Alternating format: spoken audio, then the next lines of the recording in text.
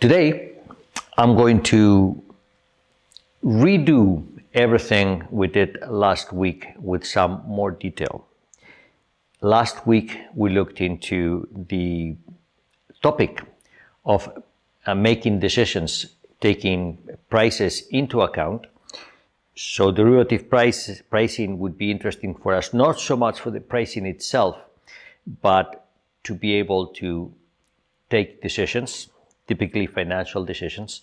We saw the example of the Air Canada flight passes and how you would optimally use them as a function of the market price for tickets and how many flight passes you have left to exercise. We saw a framework for that, which I rushed through to get to the end of class on time. Today, I'm going to redo that, but I created a new presentation that I hope is going to be a little bit more clear. Okay, I tried to make some good use of animations to see if I can explain that to you a little bit better. So let me see if that works. We start with the market information.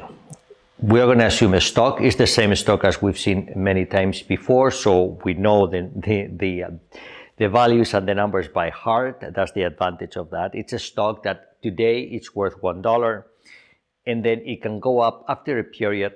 Say tomorrow, it can go up to $1.50 or down to 75 cents, and then it will end the next day. We're only looking at a 2-period setting, the simplest I could come up with, and it could end up with being valued $2, $1, or 50 cents. And very important, this is a Markovian tree, meaning that when the stock goes up and then down, or then on then up, it's exactly the same value. In other words, this is a tree that has no memory. When the stock ends up at $1, we don't know if it came up and then down or down and then up. Of course, in the case of this, which is very simple, we only have 6 observations. This looks like it's not a very big deal, but we already saw this is a big deal.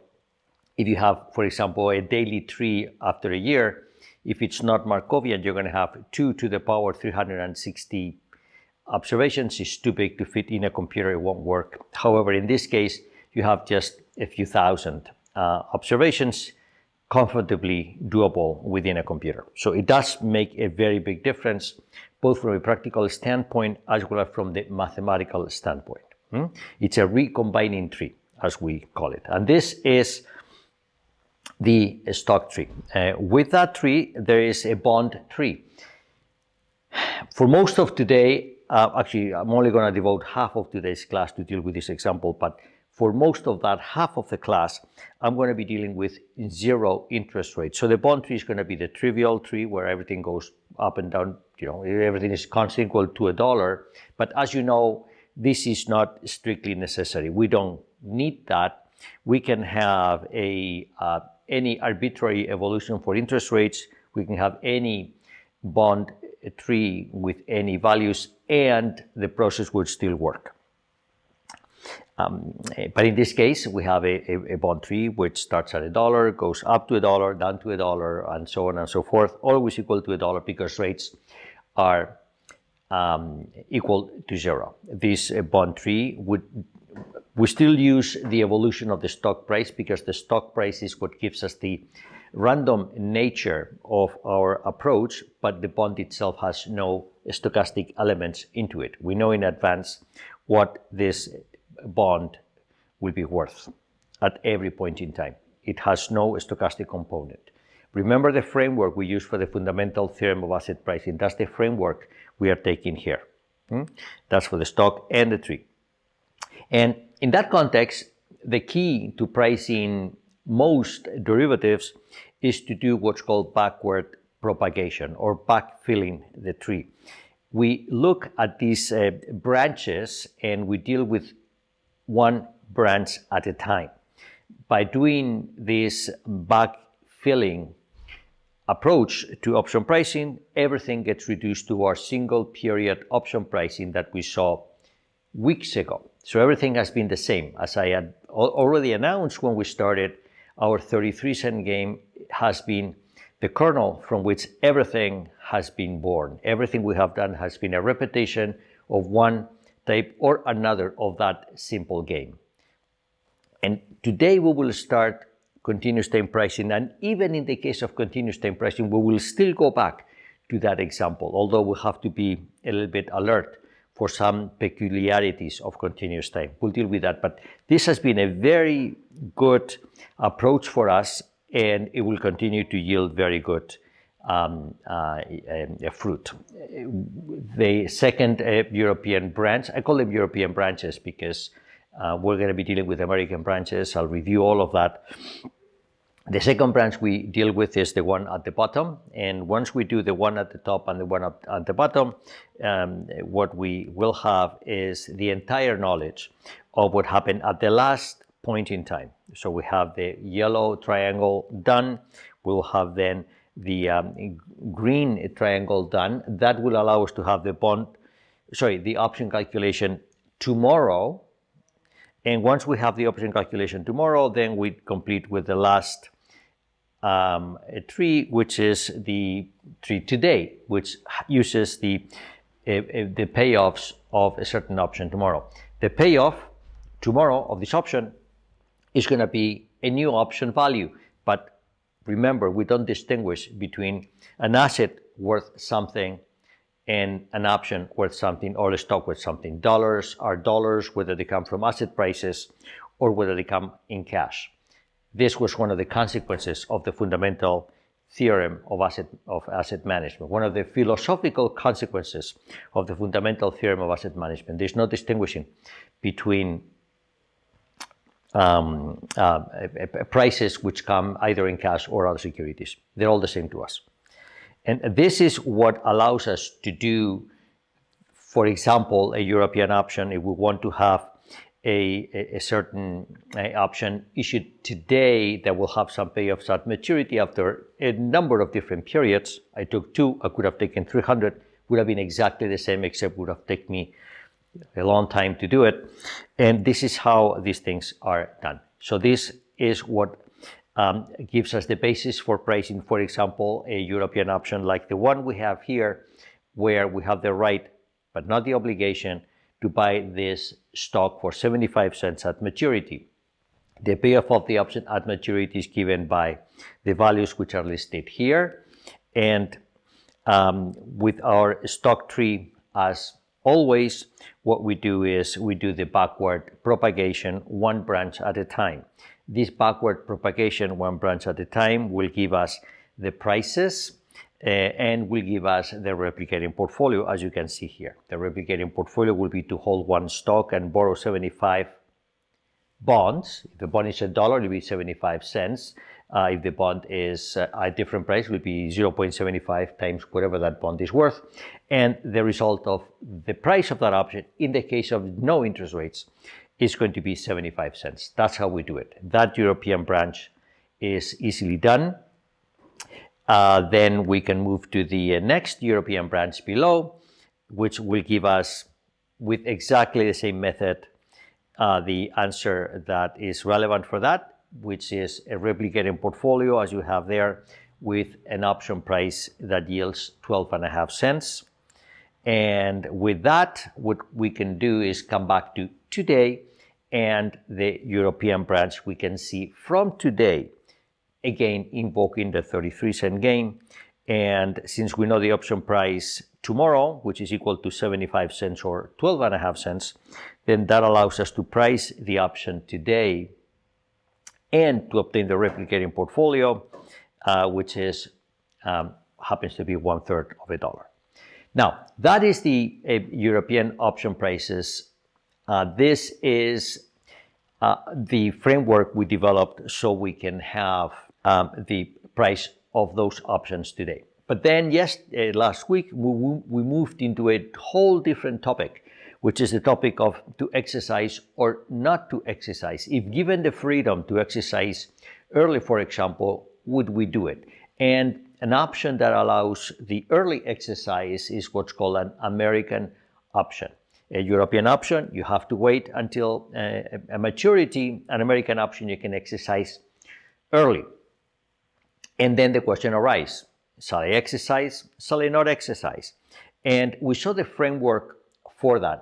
I'll summarize for you the main points that we saw today. I will redo it with some more detail and with a little bit more pause, make sure that everybody understands all of this very well. So European options can be exercised only at maturity. American options can be exercised prior to maturity. The payoff will be the same. So if we said in our previous example that you can buy the American option, you can buy the stock for 75 cents at maturity, an American option will allow you to buy the stock for 75 cents prior to maturity.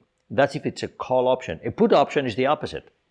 You can sell for 75 cents. The price process that we followed and the backfilling is exactly the same. So I'll tend to talk about call options, but put options or other derivatives will be exactly the same. We have seen examples of that already. Now, there's a decision-making variable here, which is, shall I exercise early or not? We saw the context in which we make decisions for exercise. We exercise if it's advantageous to us. And for that, what we did is we compared. If I exercise, I get a certain payoff. If I don't exercise, I get a certain value. So I compare and I take whatever is best for me. I have the option to exercise. No one can force me to exercise in the context that we're dealing here. Therefore, I make the decision to exercise if it's convenient for me.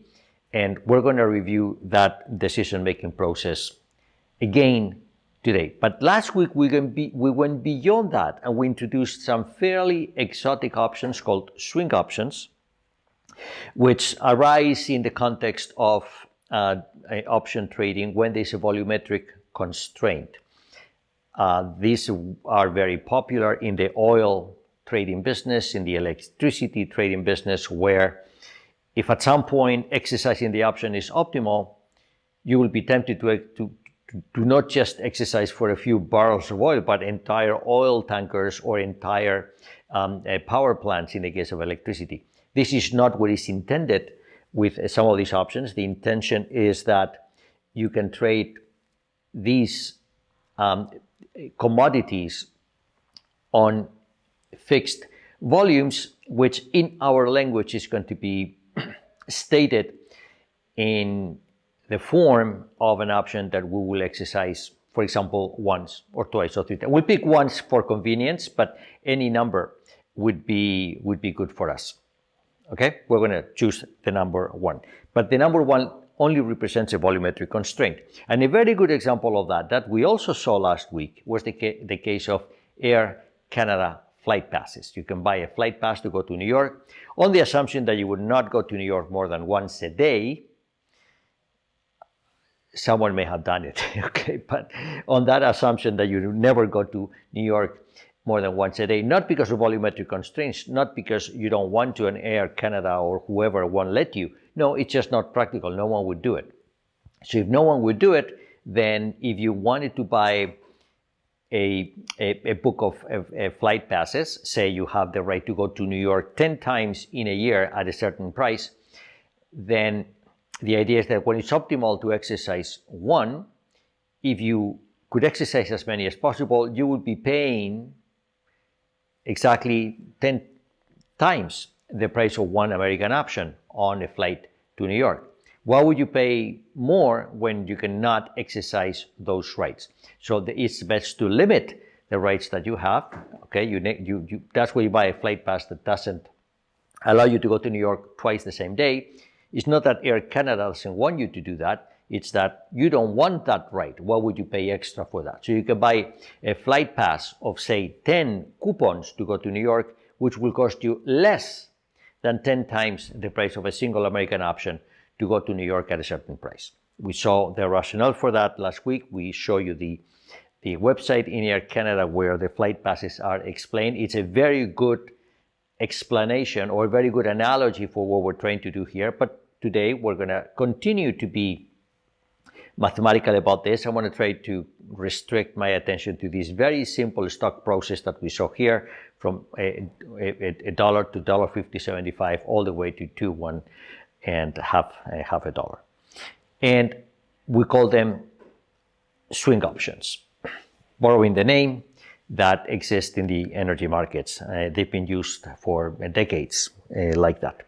They also come in other names, flexi caps, for example, and they are typical for interest rate derivatives, flexi caps, where you have the ability to lock in a certain interest rate, but to a volume. You cannot exercise billions and billions of dollars, only a fixed amount. That's what we're dealing with here. So upswings is the equivalent of a call option, where you have the right to buy a certain stock at a certain fixed price, but only one per day. That's the maximum. That's the volumetric constraint that we have. And decision variables, which are linked to shall I exercise, shall I not exercise, are linked to the price of the option. They are linked to certain numbers that come up in the back propagation process that we did last week, and I will repeat today. And a one-up swing option corresponds to the case of an American option. There's only one exercise right you have. It's exactly the same as an American option. A two-up swing gives you two exercise rights that you cannot do the same day, hence the difference. We'll be reviewing all of that again today. And as we argued, an N-up swing option will be cheaper than N American options. Why? Because you have less rights. It should be cheaper. To do that, as you will see, we will have to construct a forest of trees. We're going to construct N trees recursively, starting with the one-up tree, which is the American option, then the two-up tree, then the three-up tree, the four-up tree, and so on and so forth, as a function of how many rights you have to exercise. So for a book of 10 tickets, you will be constructing 10 tickets. And then the decision variables are going to be linked to the price and the exercise value of these options in the different trees and the relationship between them. We will see that in detail today. I advanced it to you last week. We'll see it in detail today. That is that's the objective for the first class of today. I remind you, it is not that knowing how to price these options will get you a job or anything like that. That's not my point. My point is that this is a fairly interesting and sophisticated use of derivative pricing, which is used beyond derivative pricing. It's used in decision making. And I think this is the value that you will get from this. When we build a K+1 tree, as you will see, we're going to use information that comes from the tree that has K rights, which we already have done. This is a recursive process, and information from the backfilling propagation. So we're going to do two things at the same time. We're going to back propagate using the previous tree as a reference place. I will show this in detail to you. You don't worry about that. Okay? And the only difference from what we've done so far is that every time we fill a tree, we're going to have to keep track of not one, but two prices. The price if we exercise and the price if we don't exercise. Of course, we know what the price is going to be. Since we have the right to exercise, the price is the highest of both values. But we're not going to keep a record of the maximum only. We're going to keep the record of both. The price if we exercise and the price if we don't. It'll become very clear in context. Don't worry about that. So for that, what I'm going to do is this. I'm going to go back to my option pricing, American option pricing scheme. I'm going to price an American option that we already know how this is going to do. And for that, as I announced, I want to keep track of the two prices that I have here. We're going to keep a notation which is a price circled in red is the price if we exercise, or the value if we exercise, and the price circled in blue is going to be the price if we don't exercise, or what we may call the European price, the European branch. Okay, watch. This is how we're going to be building this tree. So this is my option price tree. We've seen it before. I'm going to redo it, but taking this additional granularity in the information that I produce. And then sorry about that. And then what I see is that If I look at the last branch, we've already done these numbers. I'm not going to redo them. I'm just going to remind you what the numbers are. What I see is that at the very end, you have the price of this option. It's the payoff. At that point, there's no decision to be made. This is what you get. And whether you exercise or not, this is the value of the option. You're going to get this. There's no decision to be made there.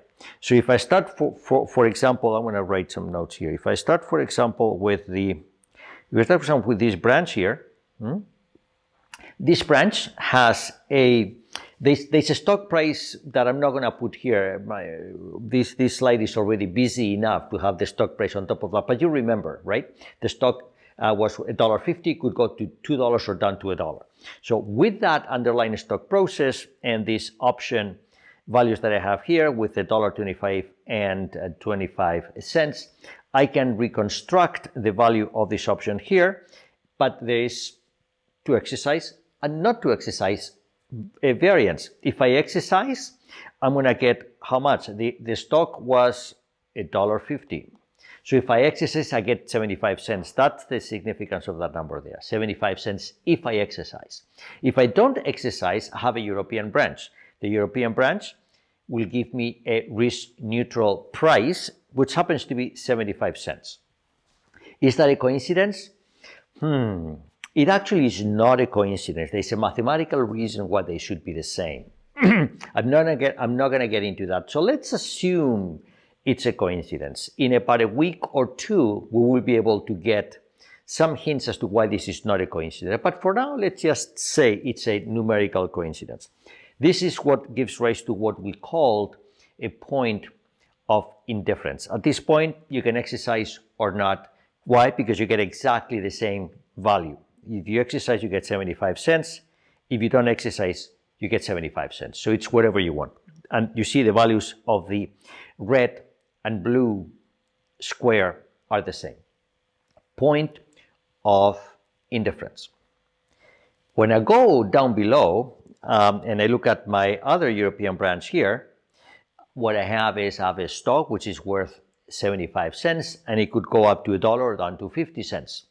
If I exercise, I get 0 because the underlying is 75 cents and my payoff is 75 cents. You have it there. So I get nothing. That's why this says I get nothing. And if I don't exercise, I have a European branch with a price, with a value, which is equal to 12.5 cents. You do that using the risk neutral probability. Okay? So we're doing accounting. We're accounting not only for the price, but the price under each of the two scenarios. Okay, that's what I'm doing. And that's why I have these two prices. The price for the American option is going to be the biggest of the two because we have the option. It's the biggest of the two. But as you will see in the back propagation and jumping between trees that we'll do for the end swings, we need to keep a record of both prices. That's why I have both prices recorded here. All right, so I hope this is clear. I'm going to finish this and then I'll pause for questions. And after I have done these two branches, so these prices tomorrow, I already know what the prices are, and then I go back to my price today. What is my price today? Work here again. I have the right to exercise, which will give me 25 cents, or not exercise, that gives me an option that has the possibility of giving me 75 cents or 12.5 cents. The value of that, using risk neutral measures, is going to be equal to 33 cents. What's bigger, 33 or 25? 33. So the value of that is 33, but I still keep both values. I keep a record of both values in my accounting system. Okay, so this is what we did last week, but I have done it now with a little bit more care and hope that this is very clear. This is the American option. I'm not at the swing option yet, although the American option is the one up swing in the swing option notation. So I'm going to pause for questions. I want to make sure that this is very well understood. This is very simple. If you don't understand it, it's because something happened. I lost my connection or something. This should be very easy to understand. So if you don't understand it, please ask. It will be very easy to answer your question. Hi, Professor. Yes. So, like I think on the first slide or something, like there's the equation that would determine the option price. Is it okay if it goes through that again? Sorry, say that again. I couldn't hear you. On the first slide, I remember there was like an equation to determine the price of the option. If you In the go, first slide. yeah, I think so, or the second slide. Okay. Hold on. Let me go to the first slide. So here I'm explaining the geometry, how we make decisions. We go one branch at a time, right? I didn't calculate any price here. Okay, same thing here. I continue. You tell me when to stop, okay? Okay.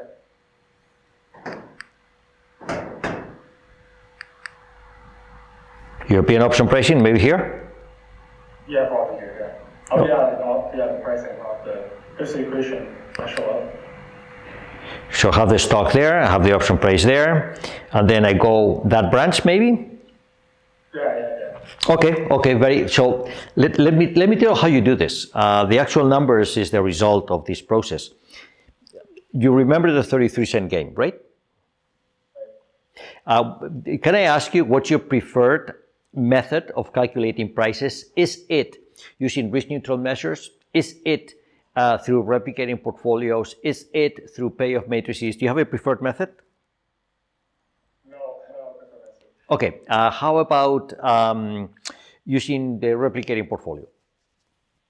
Sure. Okay, so if I give you a replicating portfolio, then we will know the price, right? Okay, so I have the replicating portfolio right there for you. The replicating portfolio is I hold the stock and I borrow 75 cents or 75% of a bond. Yes? That's a replicating portfolio. You can check that it gives you the right payoff. Yes? Yeah. Good. So if that's a replicating portfolio, what's the price of the option? If P is 1. P is 1. Or P is 1.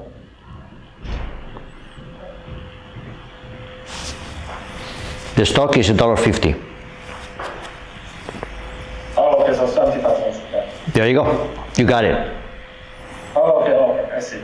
So the pie on the left is just like the option price, or? It's the same.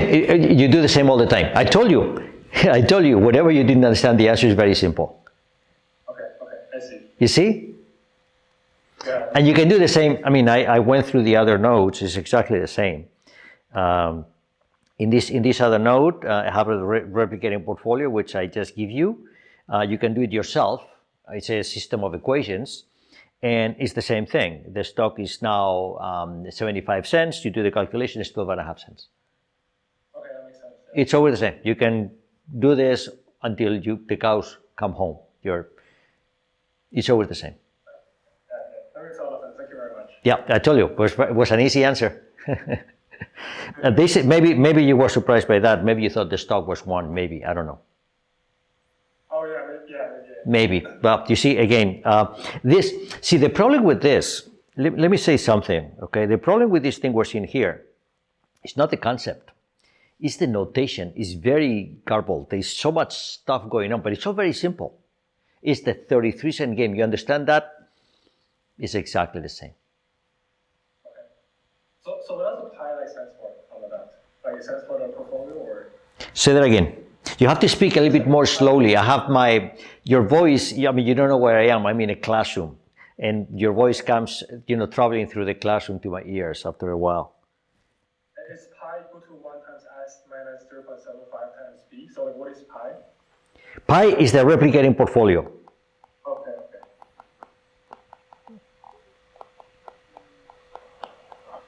See, I'm a mathematician. I like to give my unknown variables Greek letter names.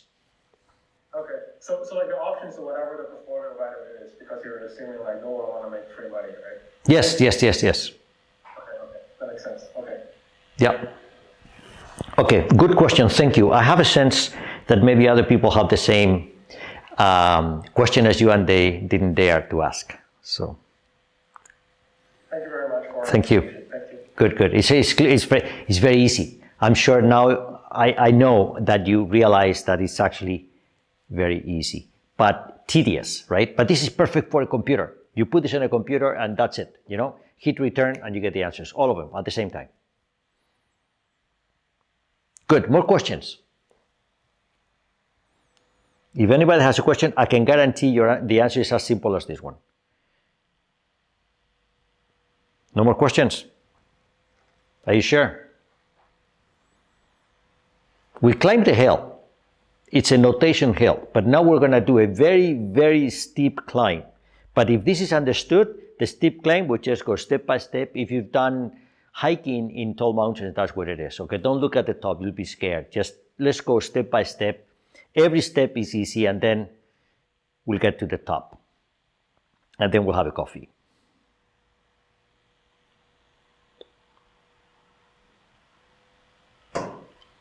Are we good? Everybody's okay? Everybody?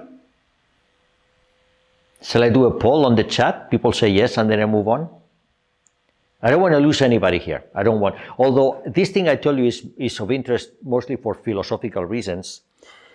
It is important that you understand what we're doing, because this will help you understand the power of what we've developed. If you can price this, you can price anything. If you can make these decisions, you can make a lot of decisions.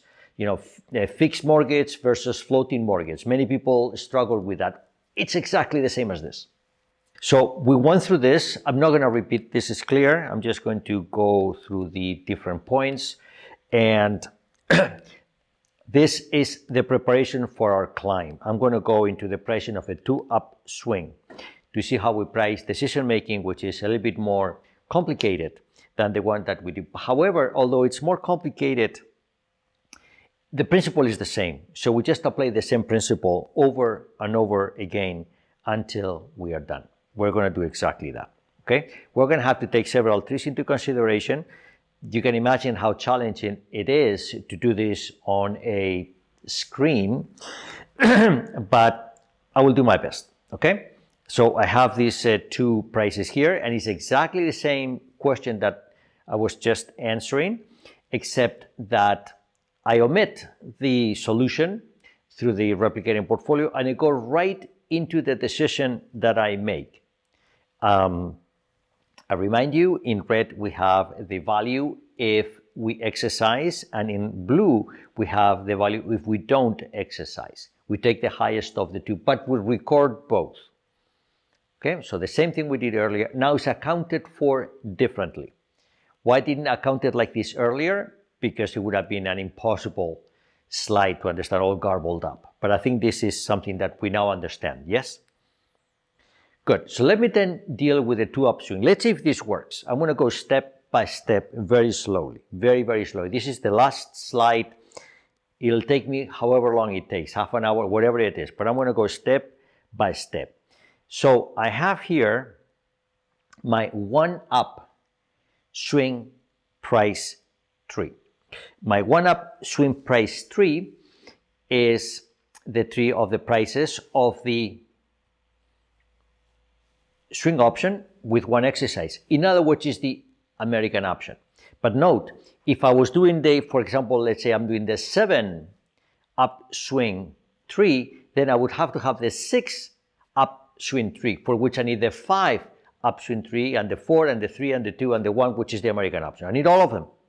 I'm going to go from 1 to 2. Once I go from 1 to 2, you say, oh, I get it. You can go from 3 to 2 and 4 to 3 and so on and so forth. So I'm going 2 to 1.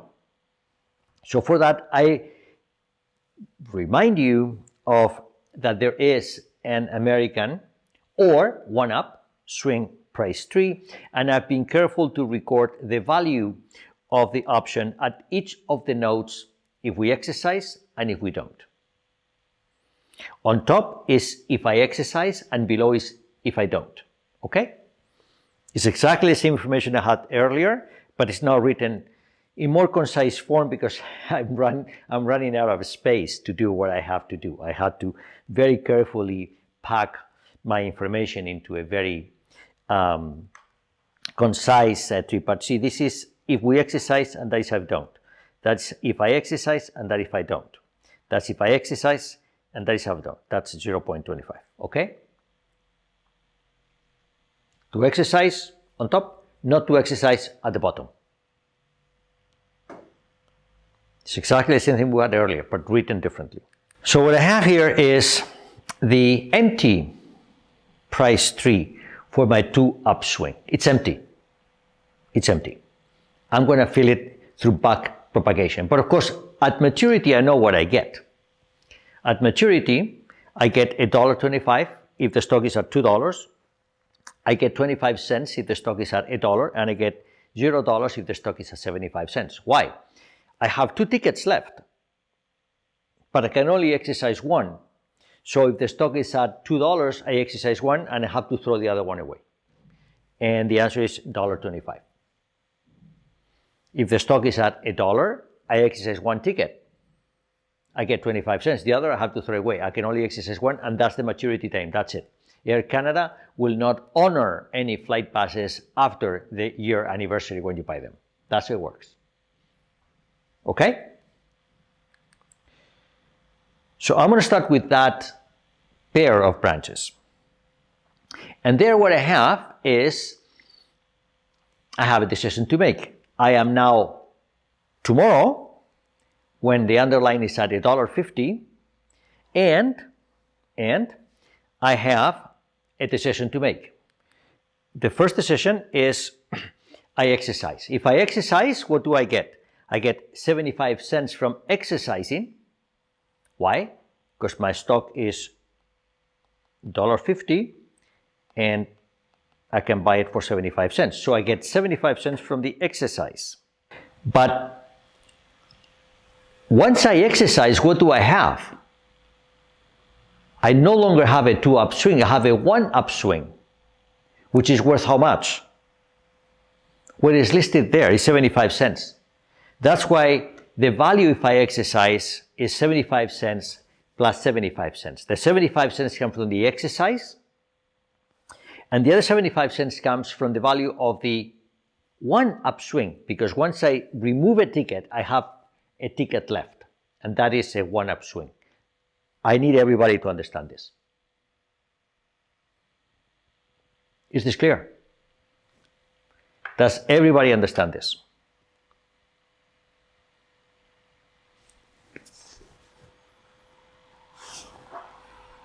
Think of Air Canada, the flight pass. What happens when you exercise one? Say you have 10 passes. You exercise what do you have? Well, you save some money, that's 75 cents, and now you have a book of 9 tickets, which is worth how much? I don't know, but here I do. Because if I have a book of 2 tickets and I exercise one, I have a book of 1 ticket left, but I already did it in the previous slide. I know what it is, it's 75 cents. That's why I add 75 cents and 75 cents. I want you to understand that the 75 cents come from completely different origins. One is the value of exercising, is the savings, so to speak, and the other one is the value of what you have left, which is a ticket left. Okay? Is that clear? Are we all together? I don't want to lose anybody. I really want everybody to understand this. If you understood this, then note one thing. Note my arrow is pointing at the value below, not at the value above. Granted, they are both the same. They are both 75 cents. But when I say that the book of 1 ticket is 75 cents, note that this is the book of 1 ticket without exercise. Why? Because if I say that the book of my ticket is 75 cents, and for that I have to remove another ticket, I can't. I already removed one, and it's exactly the same day. That's why I have to record both values. Otherwise, I could have a cascade. I've removed this ticket, so I have this ticket left. It's worth whatever. But for that value, whatever, if I cannot remove the ticket, that's why I have to record both values. I have to record the value if I exercise and the value if I don't. See that? This is the key. If you understand this, you'll understand everything.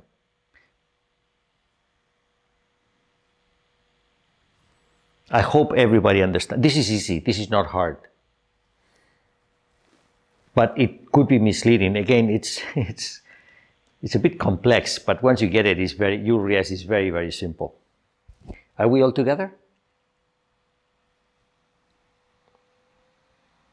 I really would like to encourage people who don't understand to say something. You know that you get a participation mark for this course if you say something, right? Whatever it is.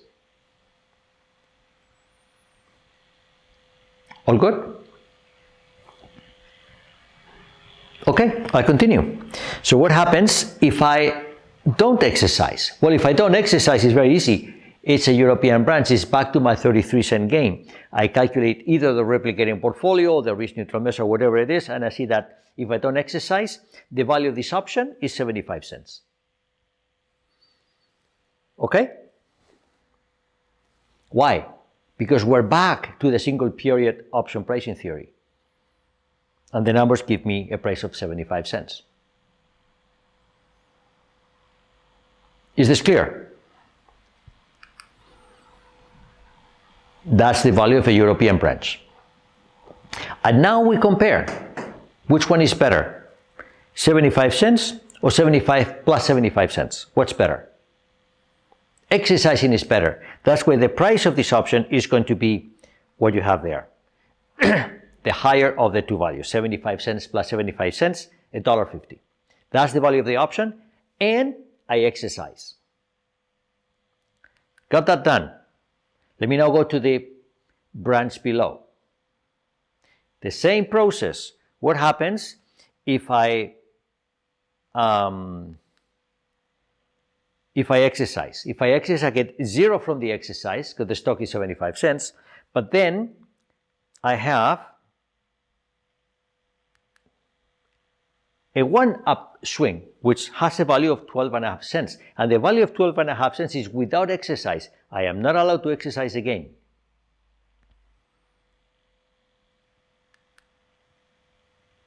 If I don't exercise, I have a European branch, and the value of that is 12.5 cents. Why? Because we go back to the 33-cent game, and that's how we get that value. The value of the European branch. So the result of all of this is that we've successfully priced these two upswing tomorrow under both scenarios, the stock going up, the stock going down, and I've recorded the value of the option with and without exercise. That will be useful for the 3 upswing that I may have to do later if I have more options. Of course, you know that for the 3 upswing, I'll have to have more nodes than 2, otherwise it's not going to work. But that's a different issue.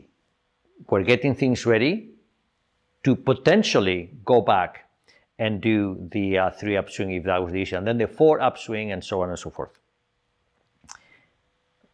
And in this case, we get a replicating portfolio. The replicating portfolio is what's written here. Why?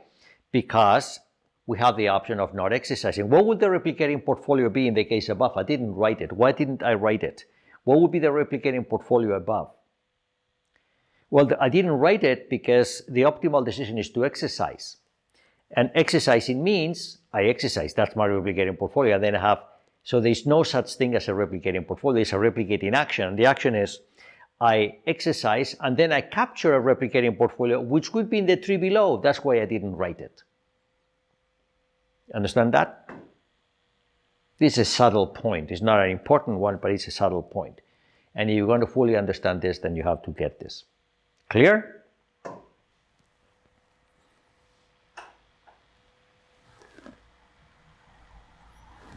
Let me continue.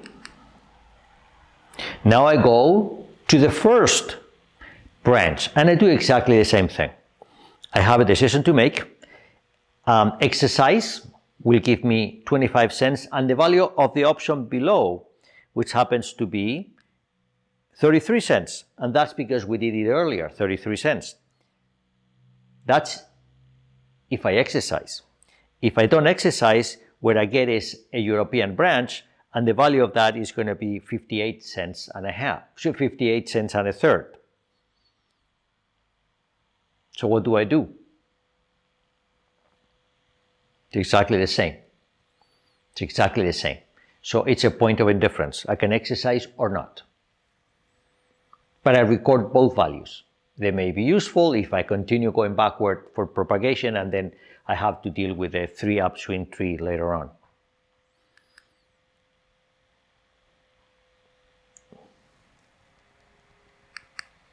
Is that clear?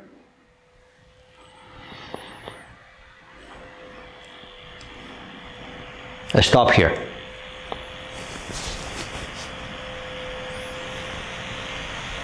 We've been able to price the option, we've been able to determine when we exercise, and we've been able to determine the replicating portfolio and set up the accounting for possibly doing the 3 upswing pricing tree.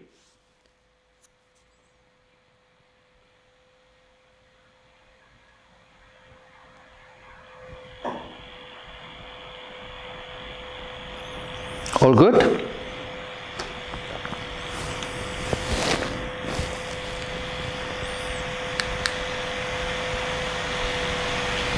And in this case, I have a replicating portfolio. It's written right there, because one of my, although I'm indifferent, but I do have a replicating portfolio that I can have, because in this case I can go without the exercise option, and then I have a replicating portfolio. If I do choose to exercise, then the exercise will give me a replicating portfolio, which is the one that I have in the American option below, plus the value of the exercise, which is 25 cents. I have a question. Yes. In any of the books that you recommended for this course, do they sort of go through these types of examples? Or is this only, is this the place to find out how to do this? So I don't know of any book that has this in it. I think I have a paper that does this in detail, and if you really like this, I invite you to read the paper. I think it's on the website. It's a real research paper. It actually does this, how can I say, properly, the way a mathematician would do it, not the way I'm doing it here. That's what I'm looking for. Yeah, so there's a paper. It's on the web. I'm pretty sure I have a paper on the website. It's a paper by some of my friends at the University of Calgary. This has a very nice history. This original method was discovered by one of my former postdocs from a long time ago, who became a very famous professor at the University of Texas. So he and some of his colleagues, they actually came up with this theory in the year 1997, I guess. Okay, so the original paper is theirs from there. The one that I put on the website, I think it's not theirs. It's another paper done more recently, a bit more computational, by some people at the University of Calgary. I think that's the one that I have on my website. I didn't have the original one. Forgot why I chose that one. Forgot, but yeah, that paper is there, and it has all of the details to make this work properly. Inappropriate for this course. I'm happy that you understand this, and then that's it. This is the end. Well, the thing is that I don't really understand it, but I think I'm trying to understand what it would take to understand it, and it seems to me that the idea is that if you have an n upswing option, then there's some sort of a recursive method which allows you to reduce it to an n-1 upswing option. And so in particular, if you understand how to price European call options, then you know how to price any swing option. Okay, so this is how you go. You go from European to American. You have to stop at American options. American options are radically different from European. And then from American, you go to upswings. In fact, you can say that the swing options are the generalization of the American options. Okay, but the idea is, in principle, once you understand how to price an American option, then what you're describing is a recursive algorithm to reduce back to an American option. Yes. Okay. Yes, exactly. Yes, exactly. If I remember correctly, this paper may not even make a reference to American options. I think they just give you the algorithm and that's it.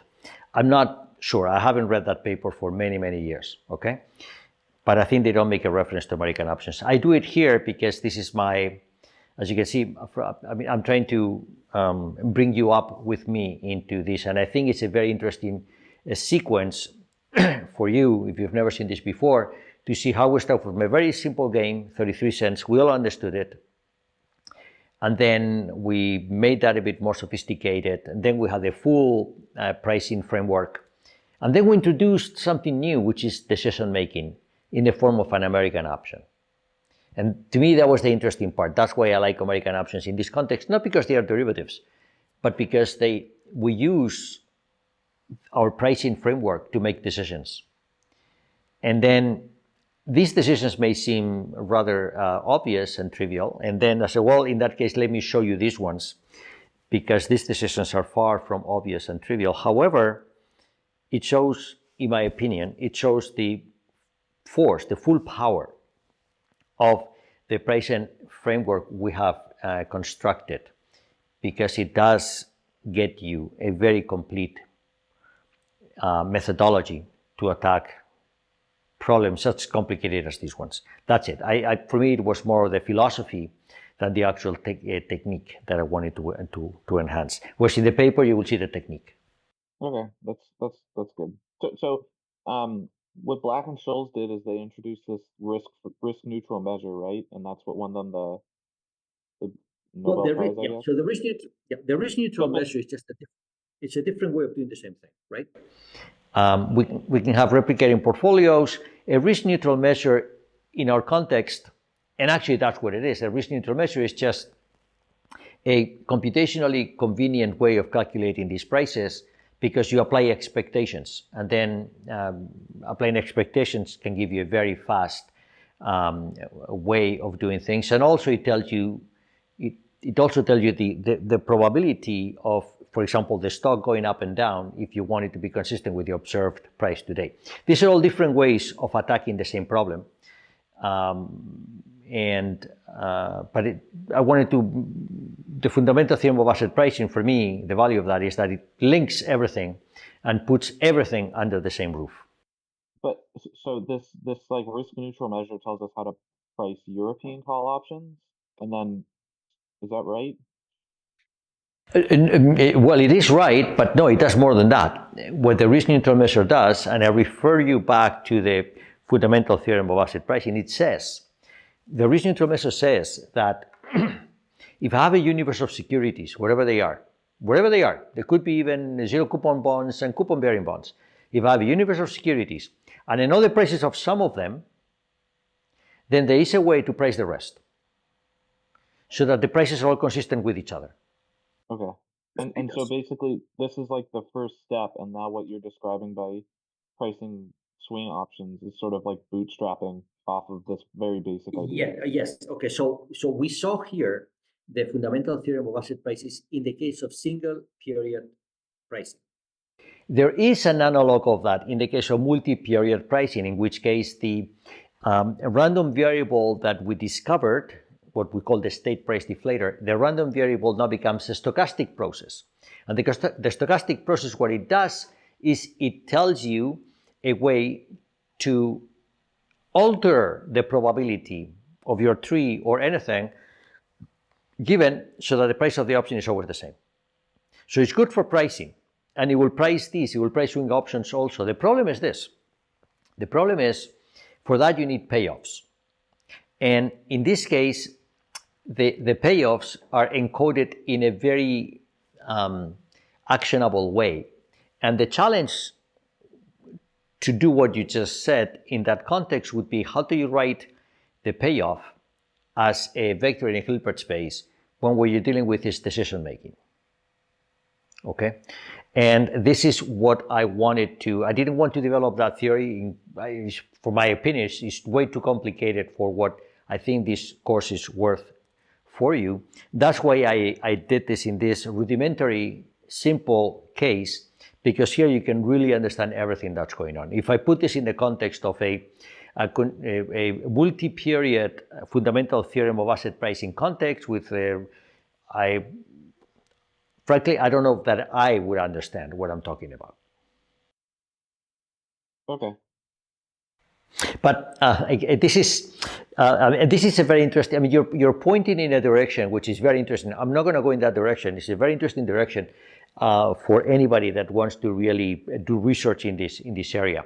That is not, as I've mentioned in this course, that's not the focus of this course. I want everybody in this course to understand what we're doing here.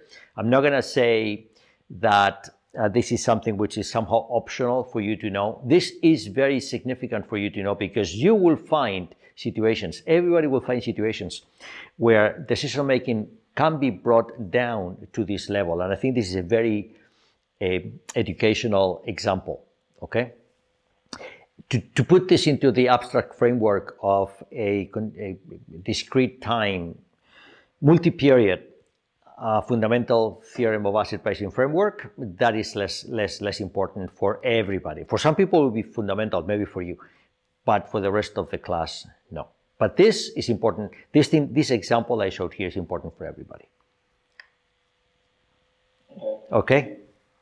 Good. But if you enjoy this, yes, that paper written by, I think, Anatoly Shushchuk and I think Tony Ware from Calgary, I think that is worth looking at. The original paper is from Stathis Tompaidis, Hutron, and Patrick Gialia. They are the ones from the University of Texas that, I think I'm right, I think I remember the names correctly. They are the ones who discovered the original technique to do this in the year 1997, I think.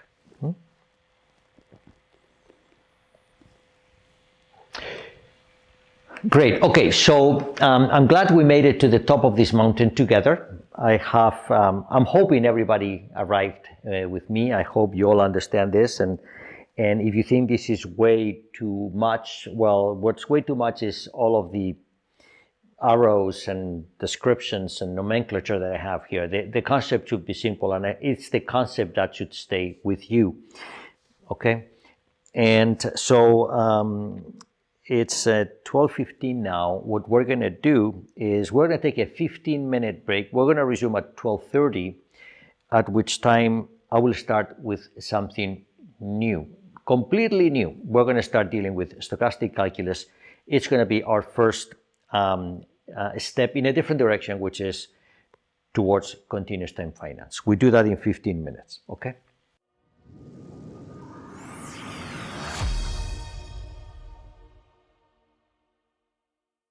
So I want to tell you a very interesting story. It happened to me many years ago. It's the story of a good student. This was even before I was teaching this course. That must have been the year 1998, something like that. I think I started to teach this course in 2002 or 3 or something. So one of my students, there was in the years when programming was beginning to be the thing. And he was a student who was a very good programmer, and he learned essentially what you've learned so far. He was at the point where you are now. And he just couldn't wait to write code in C. Python didn't exist back then. It was a long time ago. And he wrote the code to implement what I had described, all the way to, say, daily trading up to a year. It was a very good coding challenge. And he came across a very interesting mistake that I want to tell you. I want to tell you the story, and then the mistake will come at the end. And so it's let me say it's exactly the same exercise we have seen today, okay? And then it's a stock and the option, and you can price this, and then everything breaks down into European branches, and you can do as many of them as you want. You go one by one, you price that one, get a replicating portfolio. All of this can be programmed, and you can program this with as many time steps as you want, and you're going to have a computer program that will just actually price everything, right? So this is more or less what he did. He modeled the stock price process as follows. The stock price movement, it goes from a value today to a value, say, tomorrow, ST to ST plus 1, and it has percentage increments equal to 1 plus or minus a number u. That will be very small. right? And that then allows the stock to grow or decrease in value by a fixed amount. And another possibility would have been to model the stock price tree differently by taking the value of the stock, not multiplied or divided, sorry, not multiplied by 1 plus u or 1 minus u, but multiplied by 1 plus u or divide by 1 plus u. These are the choices that you have if you're going to create a stock tree. Both are reasonable.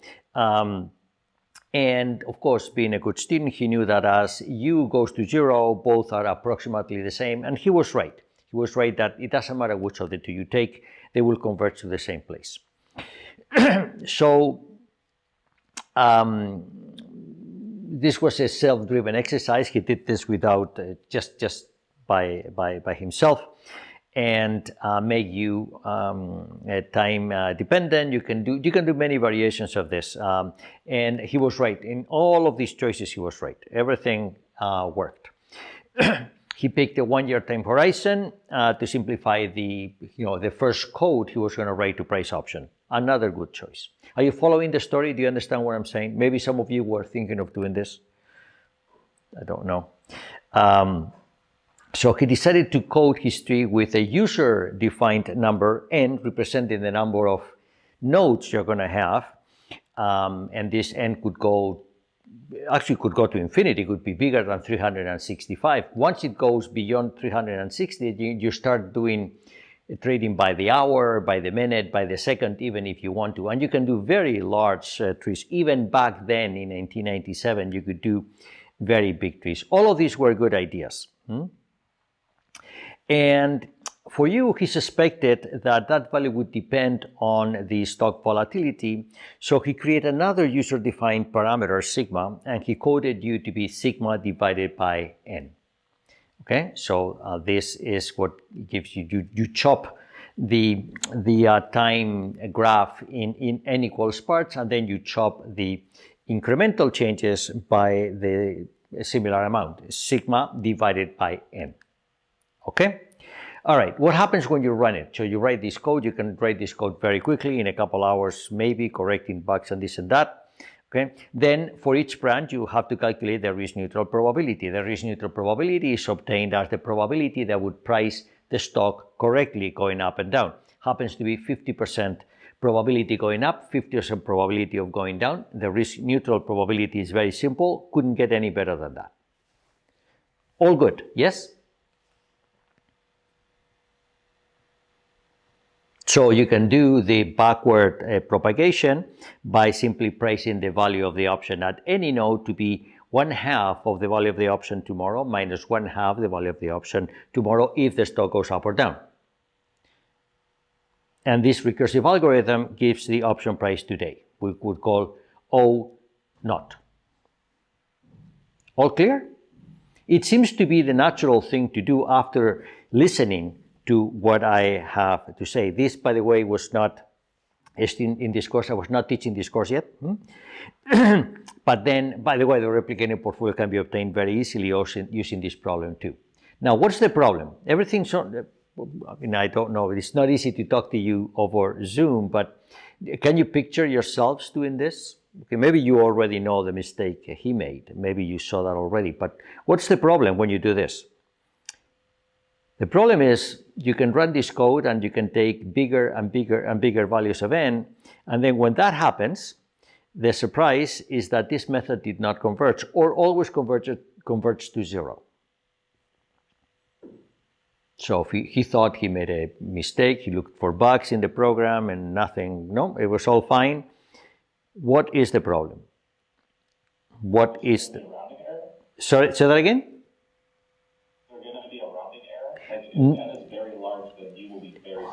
It could be, but no, that was not the mistake. No, rounding errors are not going to be the mistake.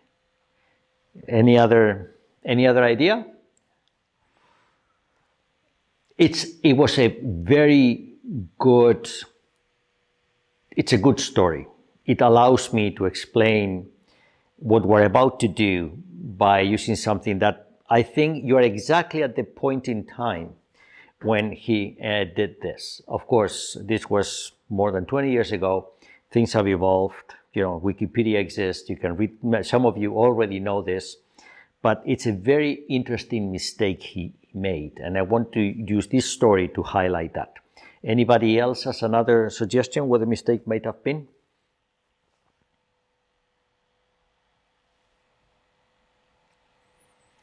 The purpose of my next hour, what I have left of today, is to understand the mistake he made.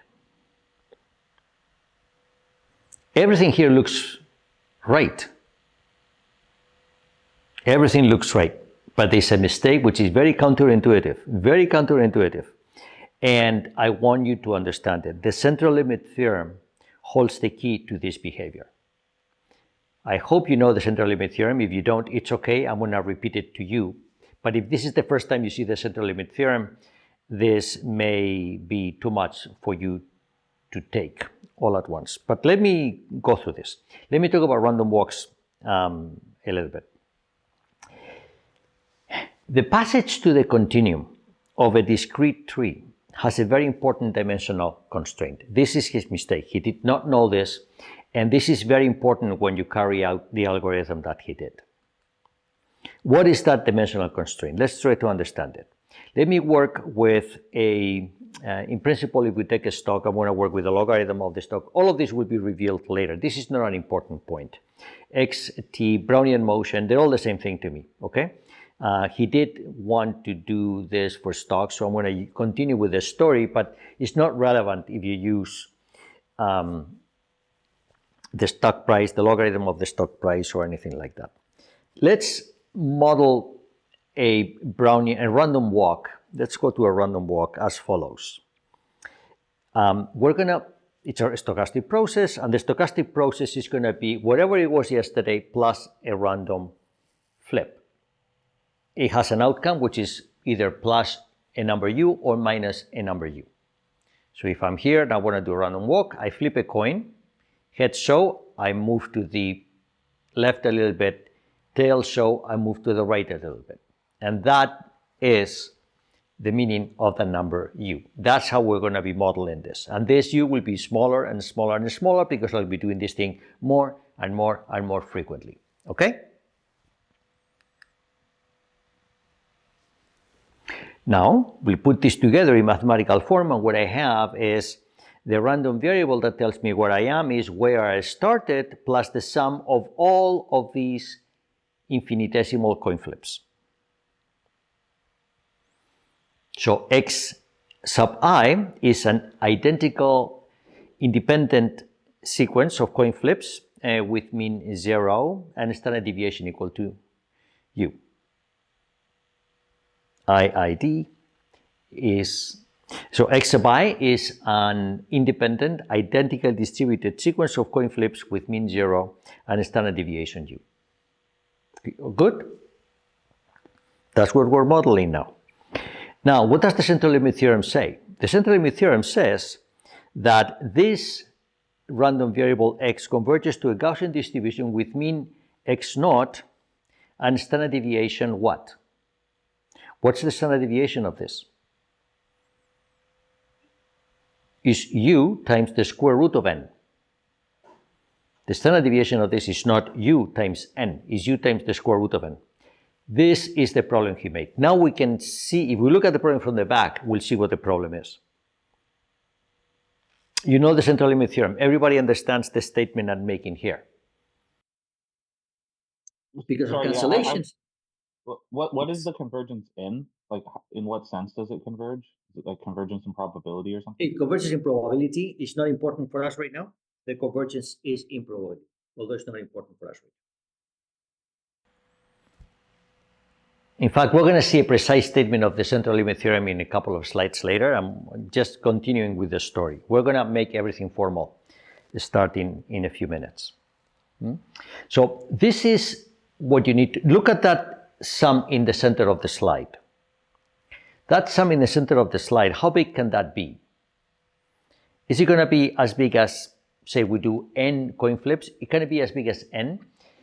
We are about 100 people in this class. What I like to do, sometimes I do this. only sometimes. I get everybody to flip a coin, either a real coin or to use an app on your phone where you can flip a coin on the app. And then I get people to raise their hand if they have coins or heads or tails. And then I take the average of that. That's the analog of doing this. If I had 100 people in the class, then that allows me to simulate roughly 5 months worth of stock market performance, all with one coin flip.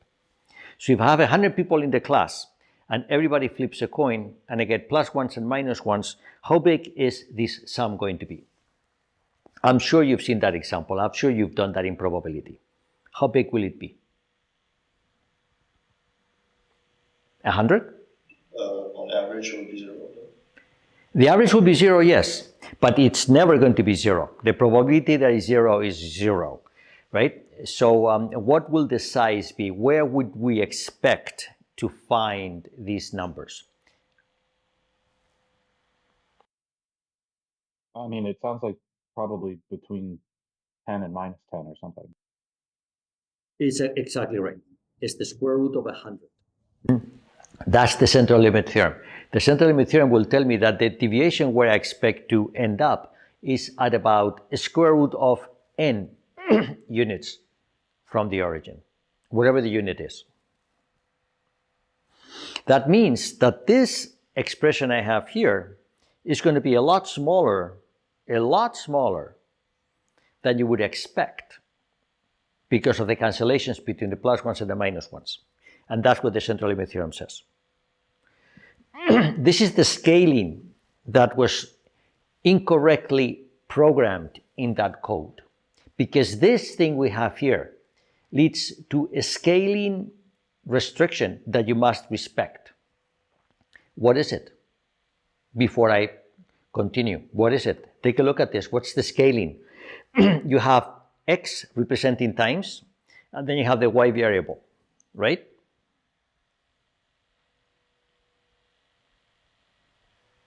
If you scale with time the steps to be the same size as the jumps, then what happens? The jumps converge to 0. You're going to have a trivial model that does not leave the origin. The jumps have to be infinitesimally big with respect to the time steps. Infinitesimally big with respect to the time steps. Sorry, just to understand what you're saying, but like here you have this mu times root or u times root n, but the u has a divided by n lurking, right? So this product is like a number divided by root n. Is that what you're saying? Right. Exactly. Okay. Yes, exactly. So I need the infinitesimal steps to be roughly like the square root of my time step, of my infinitesimal time step. Okay? We're going to call that a square root of dt.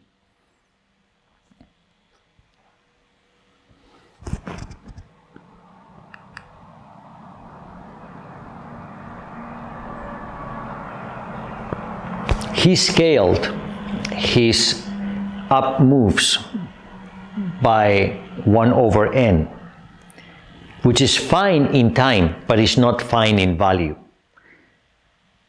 That converges to the trivial process that never leaves the origin. That's why the computer, the bigger values you took for n, the more unreal answers it gave. See that? The story's over. We're going to now go back and reconstruct the mathematics we need to do this right from the beginning.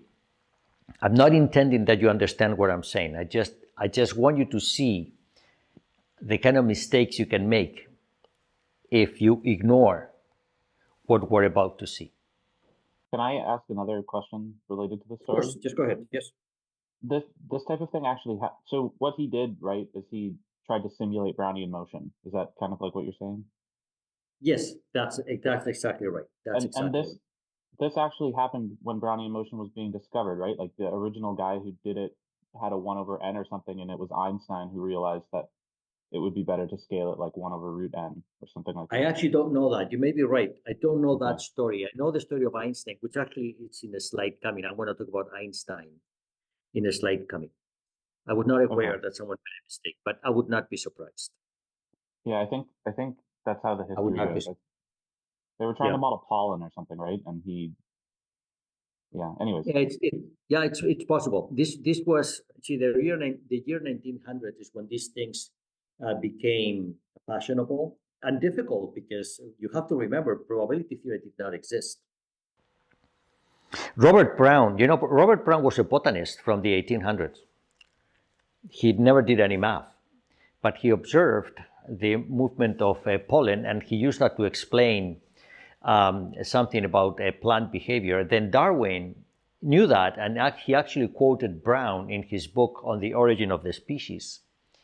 They never met, they didn't know each other, but Darwin was aware of Brown's how can I say, observation. Brown provided the language. That's all he did. He didn't do any math. He just provided the language at the beginning of the 19th century. Then Darwin came and wrote that in his book. He didn't do any math either. And then the math was needed towards the towards the end of the 19th century, was needed because this was the time when diffusion processes, Einstein himself, he developed the mathematics that we're going to be doing today. The central limit theorem was known, Gauss knew that, right? But all of that very quickly converged into the theories that we're talking about today. But you see, there's a lot to learn from this story.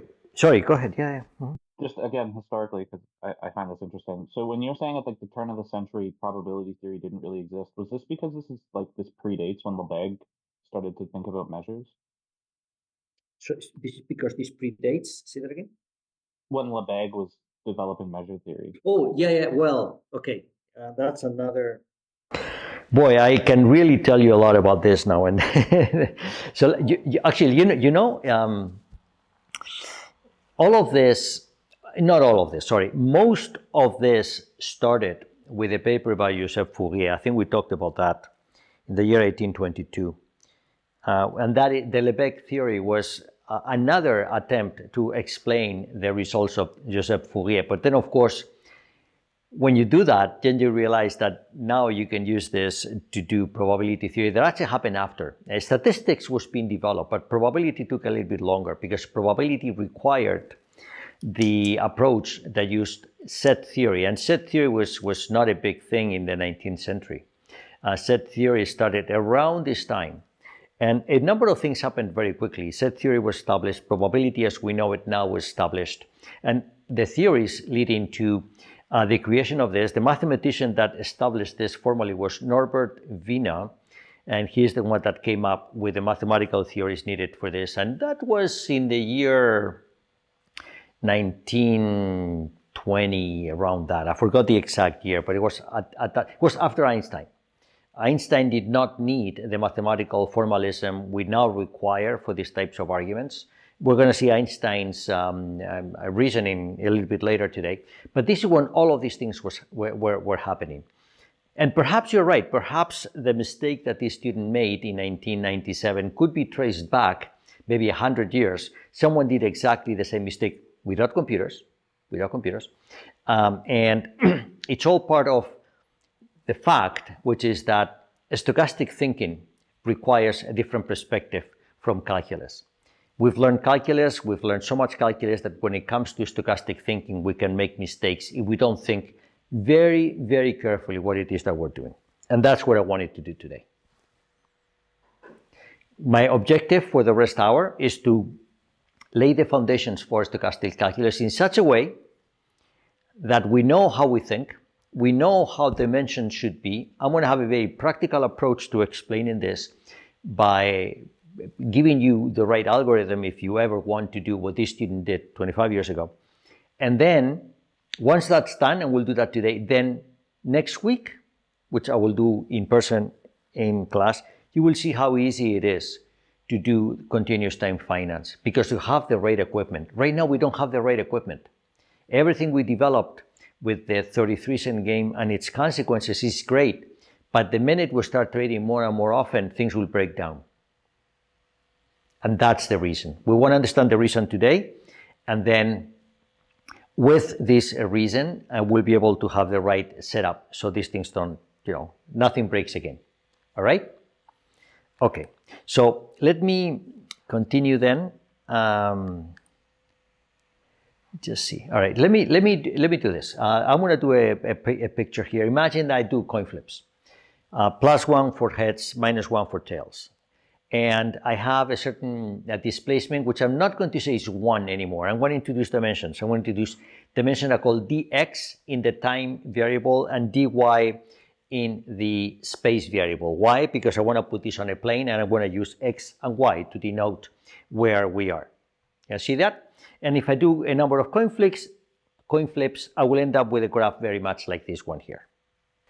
All right, so if I write this down, what I have is where I end up is the result of adding these independent, identically distributed coin flips, which I denote by the letter x, xk. And then that sum tells me where I am. Our interest is to understand how this sum behaves as n grows, the number of throws grow.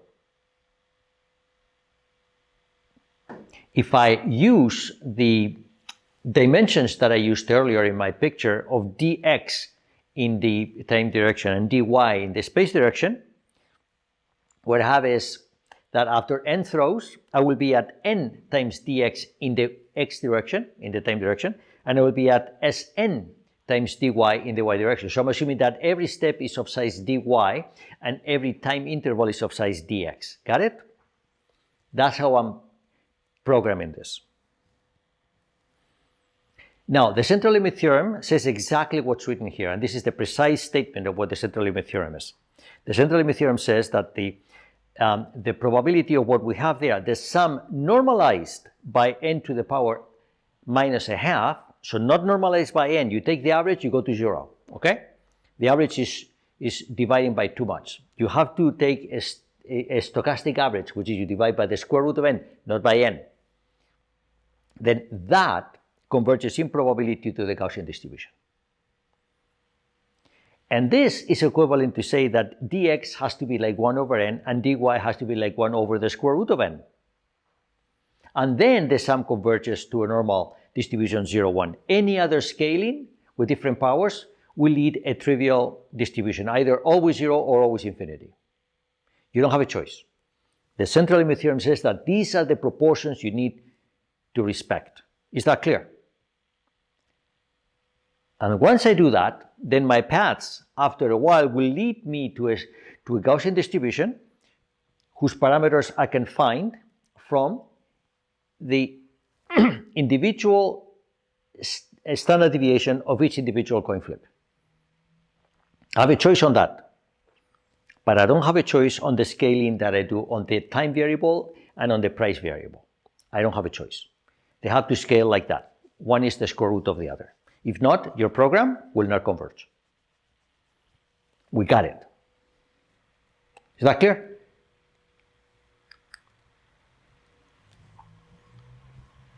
So this is Einstein's theory now.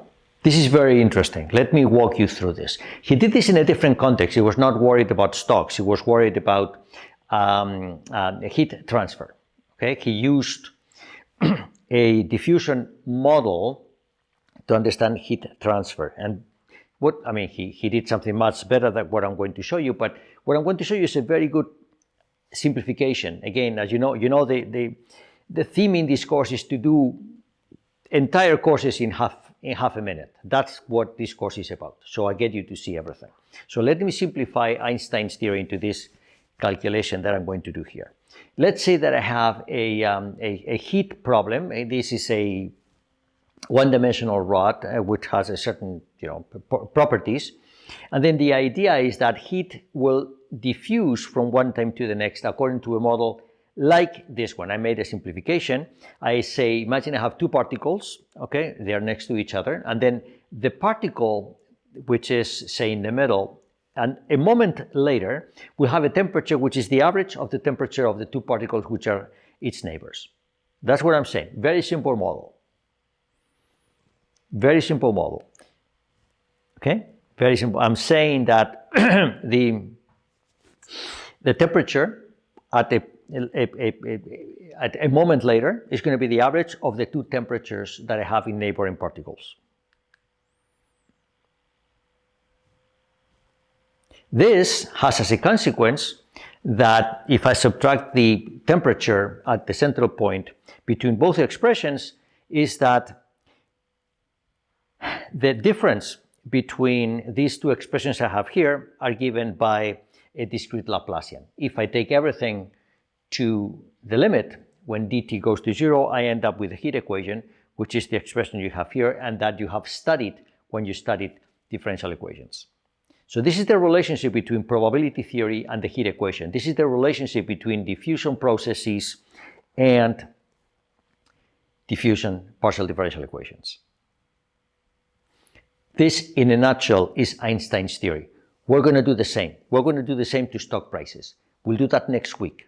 The analog of Einstein's theory in the context of option pricing is the Bachelier theory. We're not going to see the Bachelier theory in this course because Bachelier did something very, very interesting. He was in the year 1900. He did something very, very interesting, but he missed one thing, one very important characteristic. He missed the arbitrage-free pricing framework. We're going to do what Bachelier did, which is what Einstein did, plus the risk, arbitrage-free pricing framework. We're going to use absence of arbitrage, and the result is going to be the Black-Scholes theory. That's what the Black-Scholes theory is. It's Einstein's theory coupled with the absence of arbitrage. That we'll do next week. Today, I just want to get the foundations for the stochastic calculus. Again, there are courses that devote the entire course to what I'm doing today. But I'm doing this in an hour, in the spirit of this course. But hopefully you'll understand everything that I do. It's all going to be very intuitive, and hopefully you'll understand everything I do today. And then next week we can do the Black-Scholes theory all in one fell swoop. Okay? All right. So Brownian motion is a consequence of what we're doing here. Brownian motion will give us a path that is going to move to the right or to the left, or up and down by the amount square root of dt with probability I have. So the expectation of each move is 0, and the standard deviation is going to be the square root of dt. That's my infinitesimal coin flip. This is the mistake my student made 25 years ago. The standard deviation is not dt, it's the square root of dt. Okay?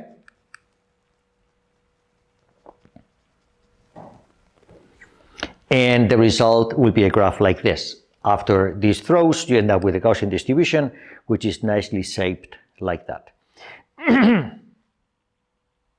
Okay, all clear? Very simple approach to Brownian motion.